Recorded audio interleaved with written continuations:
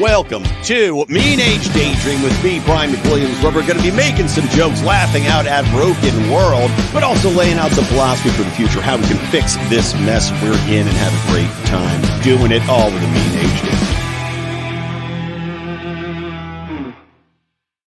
What's up, buttercups? It is I, Brian McWilliams. I am sick once again. Yes, I know. Sick often. This is what happens when you have two little kids who are both in school and they bring home the diseases. But such is life. So I'm in a lull in the coughing fits I've been having. So I'm going to try to bang this episode out. It's going to be a little shorter because as I said, I'm going to try not to cough through this entire episode. But here we are once again. It's like deja vu to a kill, I should say, out of James Bond, because once again, somebody has tried to kill Donald Trump.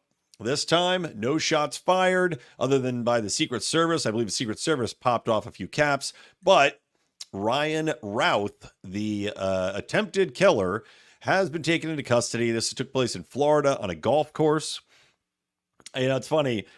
I mean, the Secret Service, I guess, this time, give them credit. Unlike the last time when this assassin got off shots, was allowed to be inside a perimeter, was apparently ignored by the Secret Service despite people yelling about having a gun and people, local law enforcement pointing out he had a gun, got shots off. Well, they're doing a little bit of a better job. Maybe it has to do with the fact that it wasn't a crony inside job, a nepotistic appointment of a friend of Jill Biden in control of the Secret Service, aka the last woman who was in charge during the previous assassination attempt, who had been put into place after coming over from Pepsi. And, because, you want somebody that really has a lot of experience protecting the heads of a sugary beverage company in charge of protecting presidential candidates and former presidents. But I digress. They did stop this guy who was hiding out on a golf course. Now, what's interesting about this whole thing, as you might have gleaned from the title of this episode, is that Ryan Routh, the, again, in custody attempted assassin, he has an interesting background. Now, I had tweeted out a very funny tweet saying that apparently Democrats, instead of requiring IDs to vote, are going to require your proof of trying to assassinate Donald Trump to cast your ballot. Now, that's a very funny joke. Of course, triggered every leftist lunatic, dork, bot, progressive, brainwashed MSNBC, Rachel Maddow, twat-licking person on the internet to come and curse me out and also comment on the post, because the media initially had reported, as they go out of their way, just like when there's a mass shooting and it's a person of color, they'll bury that, or if it's a white person, they make sure to mention that. Well, oh, thank you. Oh, look, Tyler from the LPR Libertarian Podcast Reviews here. View to a Kill featured Grace Jones and Christopher Walken. That's true. Guess which one Moore had sex with? I know he had sex with Grace Jones. One of the more puzzling. Grace Jones also was in Conan the Destroyer, by the way. Or was it Red Sonja? God, I can't remember if Grace Jones is a Conan the Barbarian or Red Sonja. Anyway, I'm getting sidetracked. So this guy, Ryan Routh, right? The media had gone out of its way to report that he was a Republican. And all of these Democrat trigger mongers had said, oh, well, he's a Republican, you idiot. Shows what you know. Now, granted, what I had posted was just a hilarious joke. It doesn't really matter what side of the spectrum he was on. The point was, Democrats are requiring that you had to try to kill Donald Trump in order to vote. It's just a good joke, but it triggered them. So they're posting that he's a Republican. Turns out, this guy, Ryan Routh, he has been all over the map. He had been a Trumper for a little bit in 2016. He had been a Nikki Haley fan. He wanted Nikki Haley and Vivek Ramaswamy to be on a ticket. He had been a Joe Biden advocate. And on his social media post, as has been shared ad nauseum now, he had posted that he wanted Kamala and Biden to win and that democracy was at risk. Donald Trump's a threat to democracy. Democracy's on the ballot, repeating propaganda from the DNC as echoed by our corporate media. Why am I telling you this? Well, that brings us to what I think is the real impetus for the assassination attempt on Donald Trump, which goes back to the debate. Now, Donald Trump, during this debate with Kamala Harris, had said in no undue terms he wanted to end the Ukraine conflict. He wanted to negotiate it. He did not want to support Ukraine with more money, more arms. And Harris, on the other side, had said, we will give them everything they want and they need. Now, this is something I tweeted out from the LP Twitter account nationally, saying that giving them, Harris is a neocon, right? She's running on essentially a neocon Republican platform at this point, with socialist tendencies, but from a militaristic standpoint. I tweeted out that she is a neocon, and that giving them endless weapons, and especially these long range weapons, right, would be a disservice. It would essentially, I would say, treasonous against the people in the United States of America. There's no benefit to us to give Ukraine long range weapons. It is just spurring Putin on further. And we're going to talk more about that a little later in the show, because John Bolton, of course, the old walrus himself, the old World War III walrus, the harbinger of Armageddon, he, of course, is permitted to write in the New York Times, despite all the progressive leanings and the wishy-washy jerk-offs that are now in that editorial department. He is allowed to write warmongering pieces for the New York Times. So Ryan Routh, he has said and has done interviews and been on camera and looking like a complete loony leftist with a red, white, and blue dyed haircut. He has been on camera saying that the Ukraine war is an existential good versus evil, right? So let's extend that. His thinking, and this is a man who has volunteered, apparently been in Ukraine, has volunteered to fight the fight, to get volunteers to go and fight in Ukraine, right? He fully got propagandized. He is full on brainwashed. This is an American citizen. This is not a Ukrainian. American citizen, completely brainwashed by our U.S. war propaganda machine, by the corporate press, which you'll recall positioned this and continues to position the Ukraine versus Russia conflict as good versus evil. Zelensky goes on the fucking Oscars, goes on and meets with the UN, goes on and meets all these celebrities, does fantastic tours, is on the cover of Vogue magazine. The masturbatory environment around Zelensky of this man can do no wrong, we'll feed him, we'll treasure him, he'll speak at all our events, was over the top insane, and for a reason. Because the military industrial complex, because the elites, because the machine, the bankers, they want Americans to view it exactly as this. Good versus evil. A USA, well, we're good. We have to be on the side of good, aka Ukrainians, even though Ukraine has no democracy, no freedom of religion, no freedom of transport. You can't leave the country, come to the country freely in Ukraine. They're conscripting young men and old men and retarded people. Apparently, if you see the videos of people that are clearly mentally handicapped, this now is being good versus evil. And if we dare, as Donald Trump did, to say, we will not be supporting Ukraine any longer, well, now he is evil, they are evil, and he must perish, right? Ryan Routh, clearly brainwashed on camera, talking about this, tweeting about this, volunteering for Ukraine, goes out of his way to try to kill Donald Trump just weeks after Donald Trump is on the air saying he wants to end support for Ukraine. This is not a coincidence. This is part and parcel of what the corporate propaganda machine does. So you could say, and I am saying, U.S. military propaganda for the war in Ukraine directly has caused a person to try to kill a presidential candidate. Think how fucked that is. A war that has nothing to do with us. Nothing to do with us. No benefit to the citizens of the United States of America. Simply more blank checks written overseas, enriching the coffers of weapons manufacturers, allowing politicians to get kickbacks, allowing the Ukrainian politicians, the most corrupt country in the world, by the way, as done by our own studies. Excuse me, I need a sip of water for my throat. A foreign conflict we are not even technically supposed to be involved in because we are not at war with Russia, has now created an assassination attempt on a former U.S. president and current fucking president candidate for this upcoming election in a month and a half. U.S. war propaganda did that. Unbelievable. And of course, I may be the only person that's saying that. I don't know. I haven't really seen, but I'll tell you, the media on both sides are certainly looking to accentuate what they want as far as politics, as far as which person he's rooting for instead of which country. And it certainly is suspect. Okay, so next thing, I mentioned John Bolton. I incarnated the walrus. Reminds me of that old Futurama. They have a goofy restaurant, Futurama, that Simpsons, futuristic Simpsons, which was good until they ruined it with woke DEI bullshit writers and plot lines. So now it's just ripping headlines out of the newspapers that are progressive friendly and then making terrible cartoons about them. But it was funny at one point. But they had a restaurant called Fishy Joe's, which is like a Long John Silver's. And they had a walrus-based milkshake. They say, "Why ride the walrus?" That's John Bolton.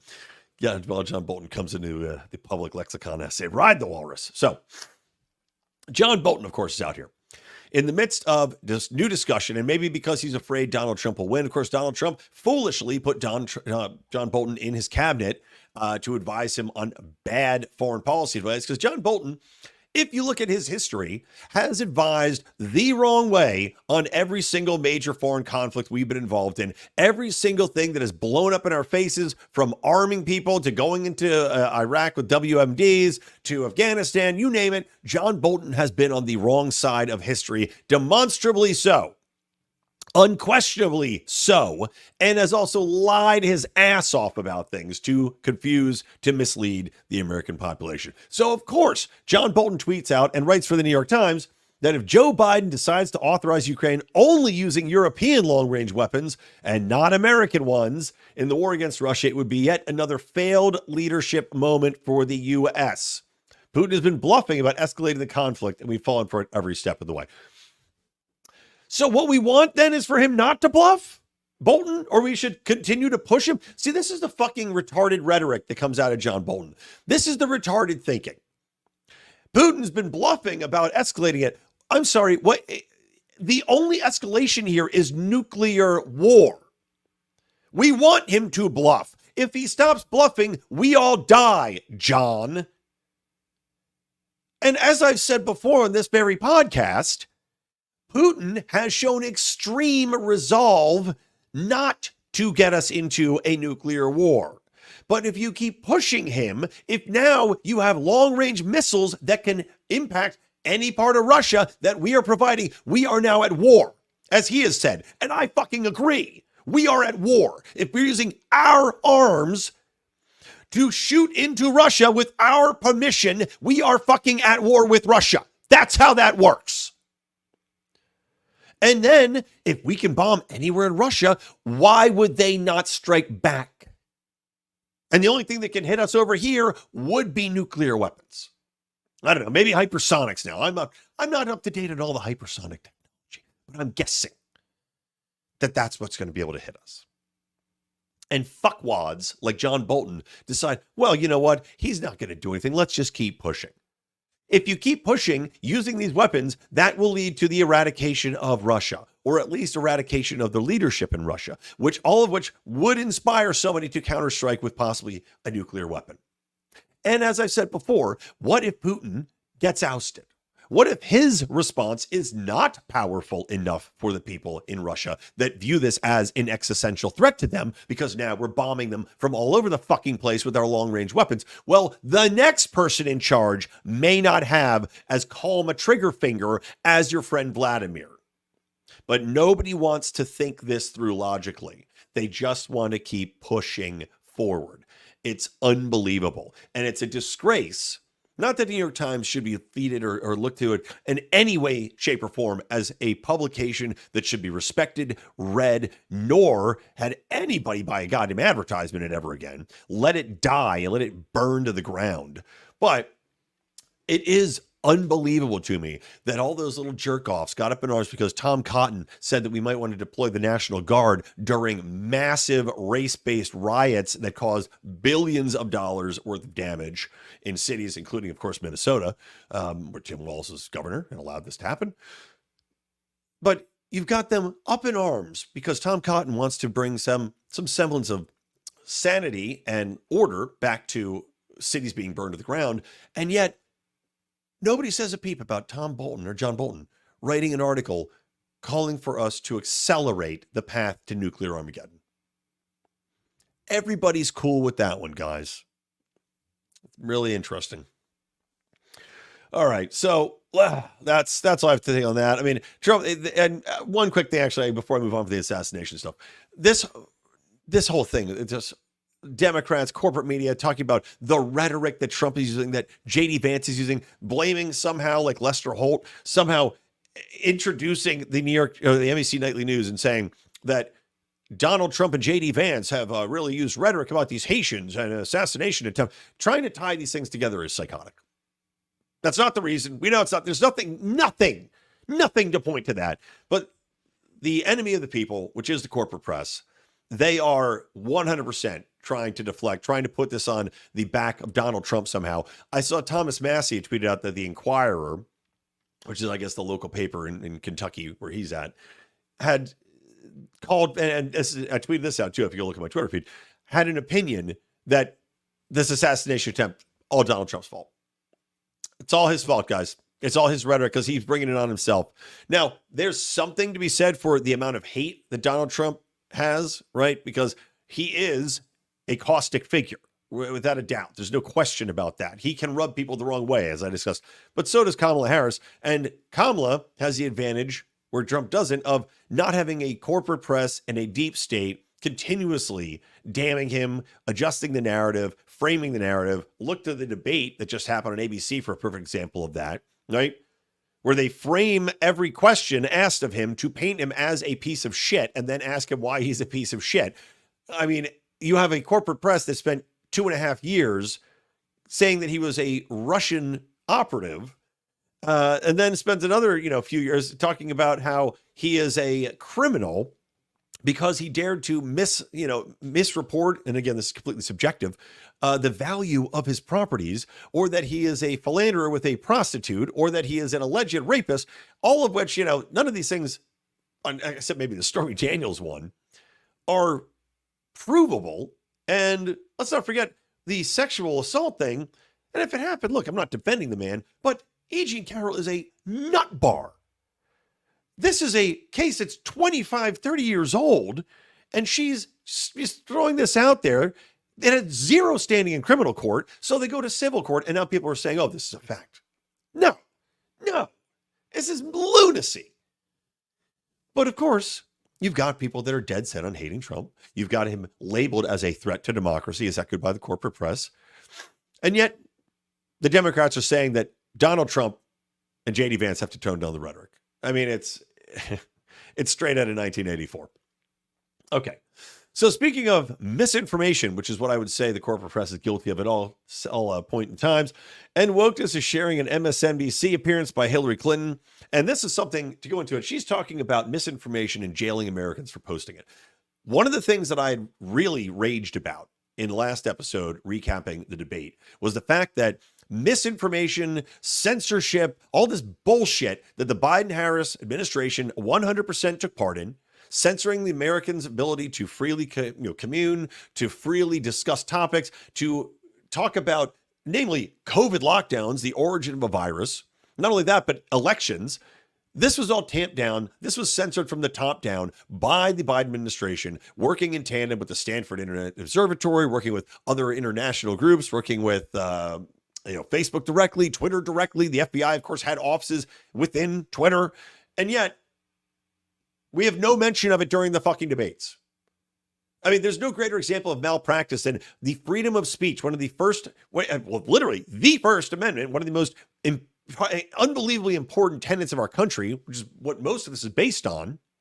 You cannot have a democracy or a republic without the freedom of ideas and free interchange of ideas, not a top-down narrative. But we see the United Kingdom cracking down on it. We see Brazil cracking down on it. No mention during the debates. And yet, in this time of crisis, Hillary Clinton, who somehow is still given a platform, I don't fucking understand why, but Hillary Clinton is out here calling for jailing people for posting misinformation. Let me share this quick clip real quick. Whoops. Hold on. Let me make it big. Make it lame. Make it gay. All right. But I also think there are Americans who are engaged in this kind of propaganda. And whether they should be civilly or even in some cases criminally charged is something that would be a better deterrence because then boost. There you go. So these people, for sharing quote unquote misinformation or propaganda, right? Propaganda, these people should be jailed as a deterrent. Who decides what's propaganda? Who decides what's misinformation? Well, of course, the government decides that. Just like with hate speech, the government decides what's hate speech, what's misinformation, what's propaganda. They'll decide who gets punished. And of course, whoever's going to get punished is clearly the person that's not on the side of the government at that fucking point in time. That will always be the case. It always will be the case.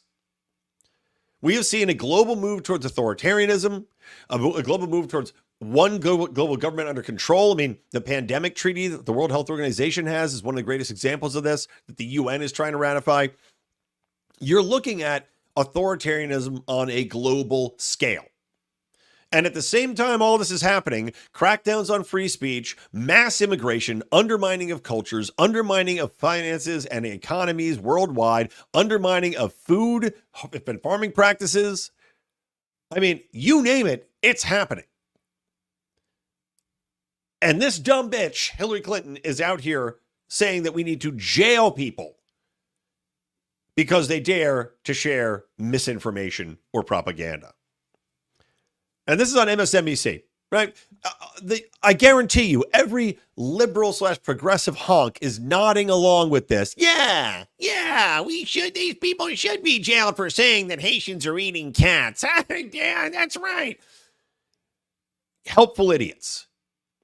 First against the wall when this actually happens, because the people that have these progressive viewpoints that are whining about race and climate and whatever else, whatever other made up topic that the Democrats want to push on them to try to distract them. Well, guess what? When they start whining about whatever other crap that they have, whatever comes up, whatever causes come up under authoritarianism, when it gets here, well, that's not going to be tolerated. Because anything that is unpopular, anything that is outside of the peaceful vision under a totalitarian regime that everything is okay, well, if you dare to voice that, you're going against the wall. So progressives, keep that in mind. Keep your whining in mind when you try to advocate for misinformation and jailing of people, because you're not going to get to whine. You're going to get in line, and they're going to shoot you. All right, last thing here, and then I'll call it quits, is our friend Jeremy Kaufman. Now, Jeremy Kaufman has been on our show several times. He is, the de facto leader of the Libertarian Party of New Hampshire Twitter feed. And, of course, that is a popular read and is known for being highly provocative. Highly provocative, and of course puts me in a bit of a bind at times as the communications director for the Libertarian Party, because when they tweet out something that's extra shitty or extra provocative, it blows back on us, and it becomes a tricky scenario because we, of course, as National Party, will not censor our affiliates. It's not our job to do that, nor do we think about doing that. But of course, it becomes problematic when you have something like, and I'm not going to say this verbatim because I don't want to get docked on YouTube, but let's say if you dare to tweet out something like anybody who would take a shot at, let's say, a different presidential candidate would be an American hero, well, and even if you delete it, which is what happened, they deleted the tweet, well, it's going to cause a stir. And it caused a stir and a half, of course, a big fight between Chase Oliver and them, and all sorts of things went back and forth. I'm not going to hash them out here. But I will tell you this, is more often than not, and here's a free PR tip for you guys, more often than not, there's two ways to handle PR crises. Number one is you try to get out ahead of it, which is impossible because we didn't know it was going to happen. Number two is to tamp down the crises by putting out a statement and, blah, blah, blah, blah, blah. Or number three is let's just let this thing play its way out and move out of the cycle. And typically, number 3 is the best option, if we're being perfectly honest. Unless it's a crisis of such proportions, like I'll give you an example. I once did a proposal for a baby stroller company, and their strollers, McLaren strollers, I'll say their name because fuck them, they didn't hire us because they were too clutching their pearls. They made strollers that had a defect that collapsed with children in them, and it chopped the children's fingers off. They did one of the worst jobs of public relations and ownership of that I've ever seen. They basically used option 3, ignore it, and let it go away as their tactic. But of course, you can find this anywhere. If you Google McLaren strollers, it pops up. They're chopping fingers off. So we advise them, look, you got to kick this head on. You got to own it. You have to make people assured that this is going to happen again. And they just were aghast that we would even suggest that. So fuck McLaren strollers, goddamn idiots. But anyway, getting back to Jeremy Kaufman. So Jeremy Kaufman, whether or not he directly tweeted this or not, I don't know. I'm a good chance that he had tweeted this out from the LP New Hampshire account, and it got a hell of a lot of media coverage, as they are good at getting. And there is advantages and disadvantages to that. The disadvantages that a lot of sane people are going to go, wow, that's pretty effed up. A lot of libertarians are going to clutch their pearls. A lot of Democrats are going to say this is a perfect example of why libertarians can never be trusted or believed, yada, yada. But there are people that will also understand that this is drawing attention, that there are larger issues at play here, that Kamala Harris is a huge piece of shit and by far a greater threat to our democracy, our way of life, and everything libertarians or nor Americans stand for than Donald Trump would be. But the FBI decided to show up to Jeremy's house. And I'm not going to play the whole video because it's about a 2-minute, 3-minute interaction. There's even a longer video, but you can go check it out. You can find his profile at Jeremy Kaufman. But he shared the FBI coming to his house, and I got to say, he handled it like a baller. You know, they came to his house. He demanded to see their full names and IDs, which they were reluctant to show him. They kept asking him to turn the camera off. He said, absolutely not. I'm sharing this immediately after I record this interaction. And then he goes on to rip into them for wasting his time because, look, what was tweeted out was completely covered by the First Amendment.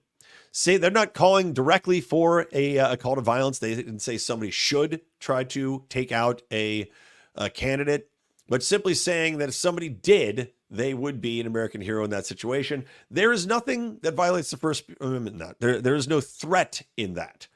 And I thought he handled it absolutely brilliantly. It goes to show you that, you don't need to be intimidated by these people, even if they come. And clearly this was designed to intimidate. This was designed to send a message, but he handled it well and sent a very strong message back, which is go do your fucking job somewhere else. Stop bothering people that are exercising their First Amendment rights, and also eat a giant bag of dicks. So big ups to him for the handling of that, even if he made my life miserable. And I wouldn't advocate for tweeting that sentiment out again, particularly. All right, guys. That'll do it for me.